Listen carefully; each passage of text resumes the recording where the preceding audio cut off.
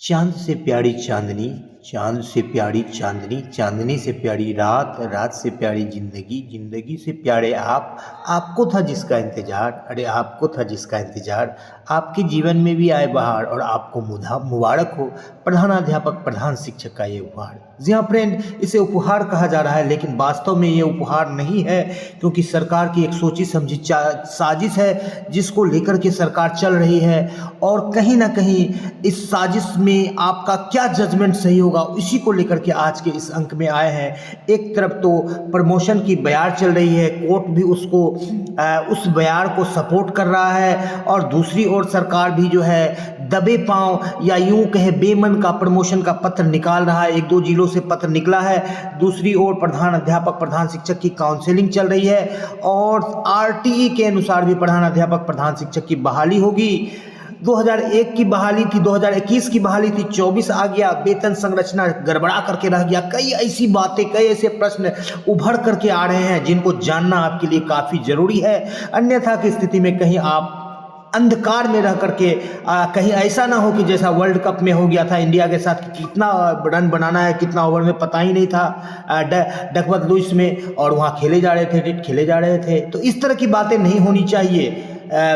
होनी चाहिए बिल्कुल कन्फर्म बात कि कितना रफ्तार से हमें चलना है और क्या कुछ हमारे लिए है इस प्रधानाध्यापक के पोस्ट में। सभी बातों को जान लेते हैं, एक एक बातों को बारी बारी से देख लेते हैं, क्या कुछ है एक एक चीज़ को देख लेते हैं। सबसे पहले बात है सेवा निरंतरता की। वेतन संरक्षण का लाभ, वेतन संरक्षण का लाभ मिलेगा कि नहीं मिलेगा, इसको देख लेते हैं। वेतन संरक्षण का लाभ मिलेगा। क्यों वेतन संरक्षण की बात की जा रही, क्योंकि इस वेतन से ज़्यादा वेतन 30,500 से ज़्यादा वेतन जनवरी में 30,420 वाले शिक्षकों का हो जाएगा। जो 2003 में ज्वाइन हुए हैं उनका वेतन 31,000 से प्लस हो जाएगा, 31,000 प्लस हो जाएगा।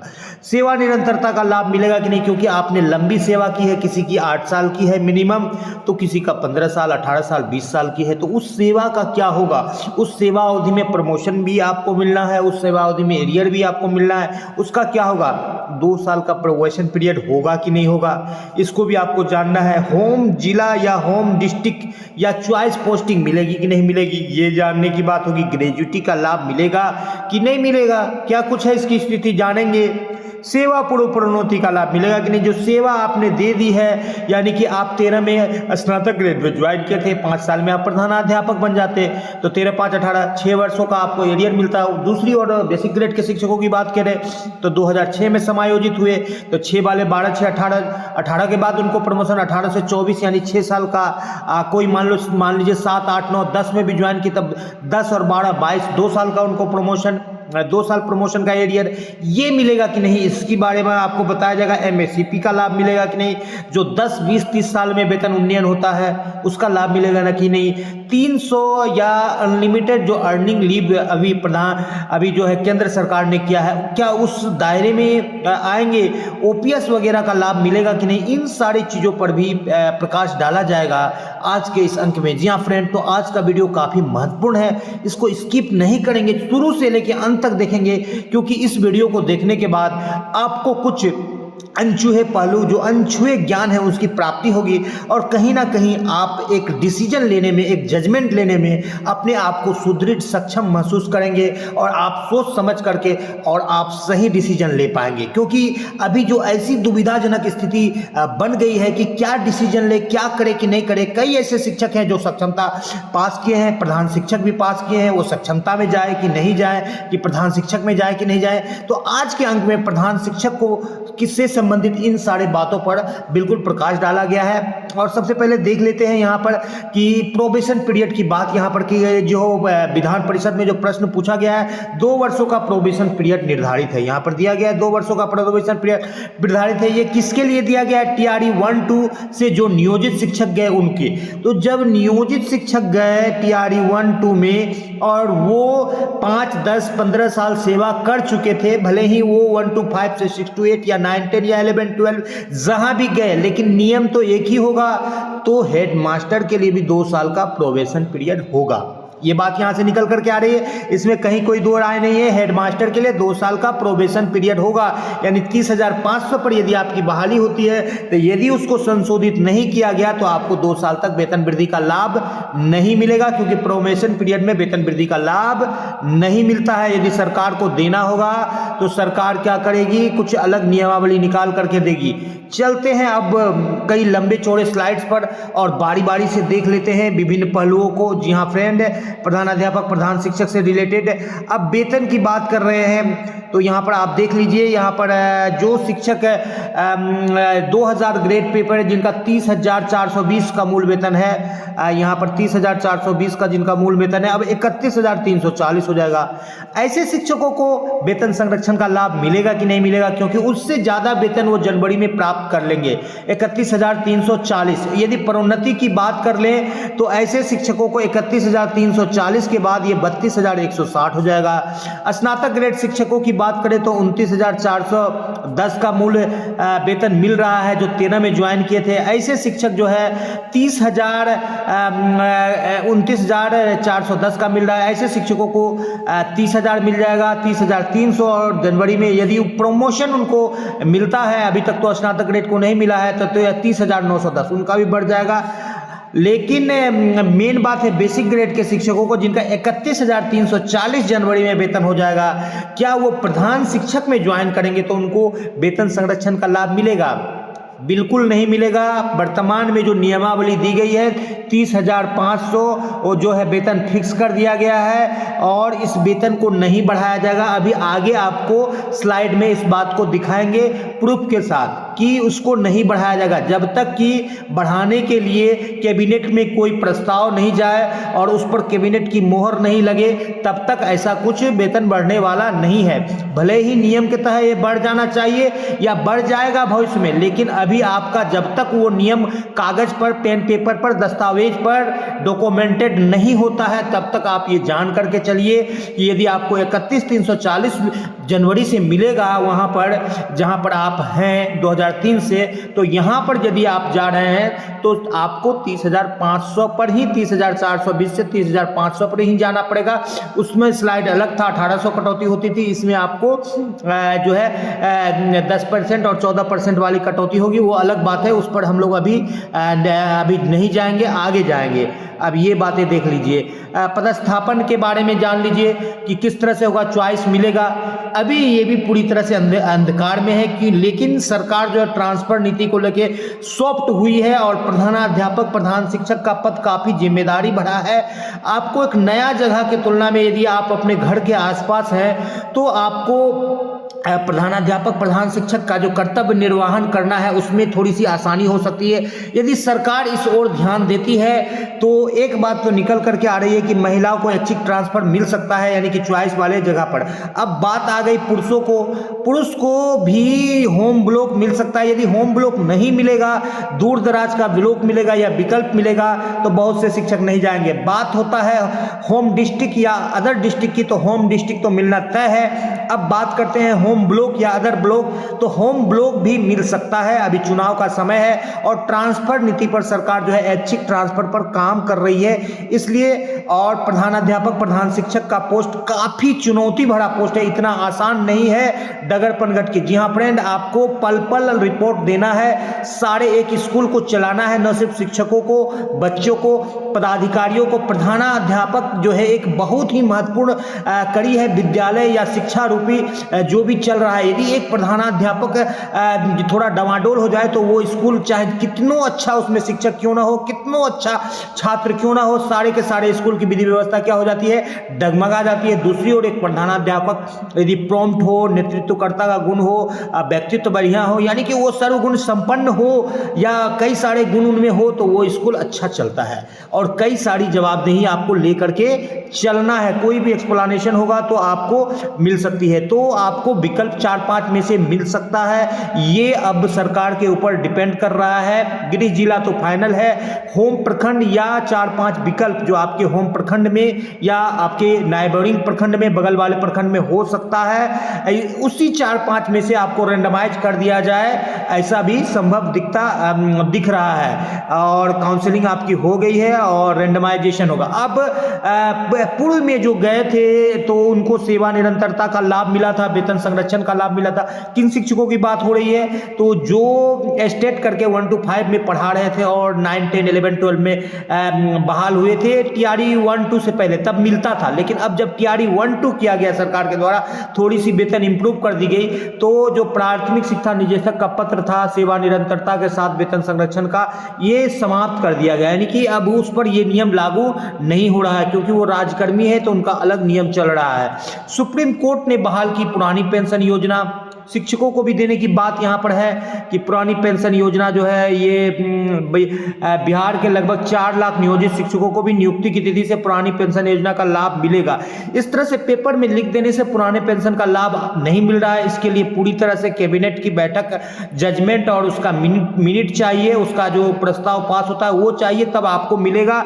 फिलहाल यूपीएस एनपीएस तो आपको मिलना ही मिलना है, ये तय है प्रधान शिक्षक में, लेकिन यूपीएस भी सरकार देती है तो यूपीएस भी आप जा सकते हैं। और एक पत्र निकला था माध्यमिक शिक्षा निदेशक का, जिसमें विकल्प मांगा गया था कि आप ओपीएस लेना चाहते हैं कि नहीं। तो कहने का तात्पर्य यह है कि आप ओपीएस के तरफ आप मुखातिब हो सकते हैं या ओपीएस मिलने की आपको संभावना है, आप यदि प्रधान शिक्षक में जाते हैं।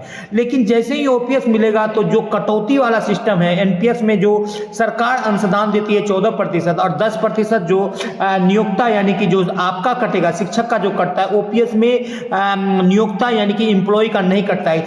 टोटल जो राशि होती है, जो 24% की राशि बताया जा रहा है, वो सरकार को देना पड़ेगा। तो कहीं ना कहीं इस प्रोसेस को अपनाने में एक बड़ा बजट का जरूरत पड़ेगा। कहीं ना कहीं 10% राशि की बचत है, यदि 50,000 की सैलरी है तो 5,000 पर जो है एम्प्लॉई यानी पर शिक्षक खर्च होगा।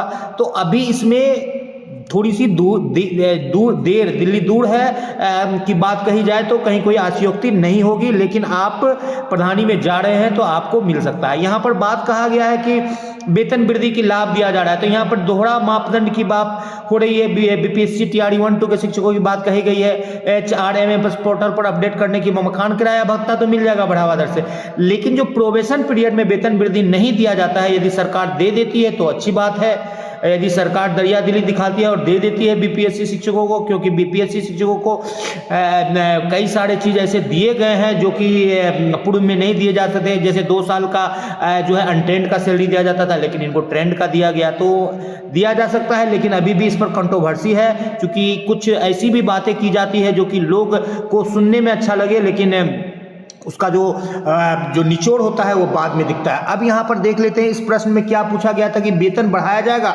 जिसमें वेतन संरक्षण की भी बात आ रही है। तो यहाँ पर जो बताया गया है कि जो 35,000 से शुरू होता है मूल वेतन, इसको जो है बढ़ाने का कोई प्रावधान नहीं है। ये तो भले प्रधानाध्यापक की बात की गई है, तो प्रधान शिक्षक भी इसमें शामिल है कि प्रधानाध्यापक का मूल वेतन बढ़ाने का कोई प्रस्ताव सरकार के पास अभी तक नहीं है। तो जब प्रधान अध्यापक यानी 30,500 वाला उसको क्रॉस करने वाले शिक्षक उसको अप्लाई करेंगे, तो यहाँ पर बढ़ने के तो आसार हैं, लेकिन अब तक जो है कोई ऐसा प्रस्ताव सरकार के पास नहीं है। यानी कि बढ़ने के लिए यदि विज्ञापन दिया गया है कई संघों के द्वारा, तो थोड़ा समय लगेगा। और प्रधानाध्यापक का बढ़ेगा तो प्रधान शिक्षक का बढ़ेगा तो प्रधानाध्यापक का भी बढ़ेगा, और बढ़ना बिल्कुल निश्चित है, क्योंकि जो सामान्य प्रशासन विभाग का जो नियम है, जब 31,420 की 340 की मूल वेतन हो चुकी है और वो शिक्षक फिर प्रधान में जाएंगे, तो इस चीज को ध्यान रखते हुए 2021 में जो ये वेतन संरचना तय की गई थी, कम से कम 3 इंक्रीमेंट का वहां पर लाभ मिलेगा। या तो वेतन संरक्षण का लाभ सरकार देकर के पल्ला झाड़ लेगी, 3 इंक्रीमेंट देगी तो सबको लाभ हो जाएगा। तो सिर्फ ऐसे शिक्षकों को लाभ हो जो उसको क्रॉस कर रहे हैं, तो वेतन संरक्षण का जो है सगुफा छोड़ देगी। तो वेतन संरक्षण मिल सकता है आने वाला समय में, क्योंकि उसको नियमावली को भी जो फॉलो कर लेगी, और जो है जो शिक्षक है उनको बढ़ा हुआ वेतन भी मिल जाएगा। और यदि प्रधान में जाना चाहते हैं तो वो चले भी जाएंगे, लेकिन फ्यूचर में। जी हाँ फ्रेंड, यहाँ पर और एक बात है कि यदि सर्वर वगैरह डाउन चल रहा है, हाजिरी नहीं बना पा रहे हैं ई शिक्षा कोष ऐप पर, तो आपका जो फिजिकल अटेंडेंस बन रहा है वही आपका मेन आधार है, उसी से आपका एब्सेंटी होगा और आपका सैलरी वगैरह कटेगा नहीं। अब बात कर लेते हैं, कुछ बातें रह गई जैसे ग्रेजुएटी का लाभ। अब तक जो है ग्रेजुएटी पर जो कि सेवा के बाद मिलता है, आपको अंतिम सैलरी का जो है मिलता है 20 साल की सेवा करने पर जो ग्रेजुटी का लाभ मिलता है वो अभी तक क्लियर नहीं है। इस नियमावली में पूर्व सेवा प्रोन्नति का लाभ दिया जाएगा कि नहीं दिया जाएगा, तो पूर्व सेवा प्रोन्नति का लाभ आपको प्रधानाध्यापक में फिलहाल नहीं मिलने जा रहा है। वो सेवा आपकी सिर्फ 8 साल अनुभव दिखा रही है सरकार, लेकिन उस अवधि का यदि आप प्रधान शिक्षक में ज्वाइन कर लेते हैं तो उस अवधि में जो प्रमोशन और जो एरियर बन रहा है उसका सरकार लाभ देने नहीं जा रही है। यदि आपको लाभ लेना होगा तो कोर्ट से लड़के लेना होगा। जैसे 2003 या 6 वाले शिक्षक या 13 वाले जो 18 में प्रमोशन के हकदार हो रहे हैं स्नातक ग्रेड के शिक्षक 2020 के नियमावली से, और वो सोचेंगे कि हम प्रधान में ज्वाइन कर लें और जो 18 से 24 का मेरा जो एरियर बनेगा वो मिल जाए, तो ये अभी बहुत टेढ़ी खीर नजर आ रही है। एमएससीपी का लाभ अब तक क्लियर नहीं है नियमावली में। जो 10, 20, 30 साल में जो वेतन वृद्धि मिलता है जो पुराने शिक्षकों चाहे नियोजित शिक्षकों को भी नहीं मिलना है, और जो नियमित के रूप में जो राज्यकर्मी के रूप में जो ज्वाइन कर रहे हैं टीआरई 1, 2 या प्रधान अध्यापक प्रधान शिक्षक, इसके लिए भी अभी एमएससीपी को कोई क्लियरेंस, कोई जो है सटीक या कोई स्पष्ट गाइडलाइन सरकार के द्वारा प्रोवाइड नहीं किया गया है। लेकिन राज्यकर्मी है तो निकट भविष्य में कुछ जो है जस्टिफाइड जो है लड़ाई लड़ करके, जो न्याय संगत लड़ाई सरकार से लड़ करके मिल सकता है। 300 या जो अनलिमिटेड अर्निंग लीव की बात कही गई है जो केंद्र सरकार के द्वारा दिया गया है, क्या वो लाभ मिलेगा प्रधान शिक्षक को? फिलहाल जो है 300 अर्निंग लीव या अनलिमिटेड अर्निंग लीव का लाभ के बारे में कोई नियमावली में स्पष्ट विवरण नहीं है, लेकिन राज्यकर्मी को जो है 300 तक का मिलता है और 300 तक का मिलता है, और वो जब वो रिटायर करते हैं अंतिम में तो अंतिम सैलरी का वो मिलता है जो लगभग 10-15 लाख रुपए की राशि होगी। ये आपको भविष्य में मिल सकता है, लेकिन इस पर भी अभी तक सरकार के द्वारा कोई स्पष्ट गाइडलाइन नहीं दिया गया है। एमएससीपी, ग्रेजुटी और ईएल अर्निंग लीव पर कोई स्पष्ट गाइडलाइन नहीं है। भविष्य में आपको मिल सकता है। यदि प्रधानाध्यापक प्रधान शिक्षक को मिलेगा तो विशिष्ट शिक्षक को भी ये लाभ मिलेगा, लेकिन नियोजित शिक्षक जो नियोजित रहेंगे उनको ग्रेजुटी और एमएससीपी और ईएल का लाभ मिलना थोड़ा ज़्यादा कठिन है तुलनात्मक दृष्टिकोण से। एक राज्यकर्मी वाले विशिष्ट शिक्षक या प्रधानाध्यापक, भले ही पारा 59-60 में नियोजित शिक्षकों को भी ये सारे लाभ देने का बात कहा गया है, लेकिन जो डिफरेंस राज्यकर्मी और जो नियोजित शिक्षकों के बीच है ये मेन रूप से यही है। पहले भी नियोजित शिक्षकों को अर्निंग लीव मिलता था, लेकिन वो अपने अर्निंग लीव को कैश नहीं कर पाते थे। कई नियोजित शिक्षक मेरे आंखों के सामने रिटायर हो गए और उनको कोई अर्निंग लीव का लाभ नहीं मिला, कैश नहीं कर सकते थे। 120 दिन मिलता था 3 साल की सेवा के बाद, 11 दिन करके आप काउंट कर सकते थे, तो वो बिना काम का अर्निंग लीव था, सिर्फ पैसे ले सकते हैं छुट्टी के रूप में। तो आज के अंक में इतना है। फिर भी कई जो है अनछुए सवाल यदि आपके दिमलो दिमाग या जहन में रह गए हों तो बिल्कुल आप कमेंट करके लिखिए, उसका जवाब दिया जाएगा। वीडियो पसंद आ रहा है तो लाइक कर दे, चैनल पर नए हैं या अब तक सब्सक्राइब नहीं किया तो सब्सक्राइब कर ले। द स्मार्ट ज्ञान अड्डा आपका अपना चैनल साथी जो आपके उज्जवल भविष्य की कामना करता है। वीडियो को शुरू से लेकर अंत तक देखने के लिए आपको बहुत बहुत धन्यवाद। आपका दिन शुभ हो। जय हिंद, जय भारत, वंदे मातरम।